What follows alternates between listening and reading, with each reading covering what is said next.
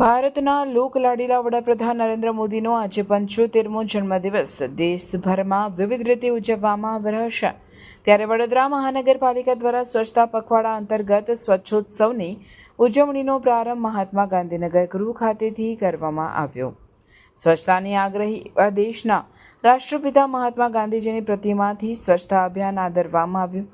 વિધાનસભાના દંડક Balkrishna Shukla, municipal commissioner Arun Mahesh Babu, mayor Pinkiben Soni, deputy mayor Chirag Barot, સ્થાયી સમિતિના ચેરમેન ડોક્ટર શીતલ મિસ્ત્રી, સ્થાનિક કોર્પોરેટરો અને સફાઈ કર્મીઓ ઉપસ્થિત રહીને સ્વચ્છતા અભિયાન આદર્યું હતું। ઉપસ્થિત સૌએ વડોદરાને સ્વચ્છ અને સુંદર બનાવવા માટે કાર્ય કરવાના શપથ લીધા હતા। ત્યારબાદ ગાંધીનગર ગૃહ વિસ્તારની સાફ સફાઈ આદરી હતી। હાથમાં ઝાડુ લઈને સફાઈ કરી હતી અને એકઠો કરેલ કચરો ગાડીમાં ભર્યો હતો।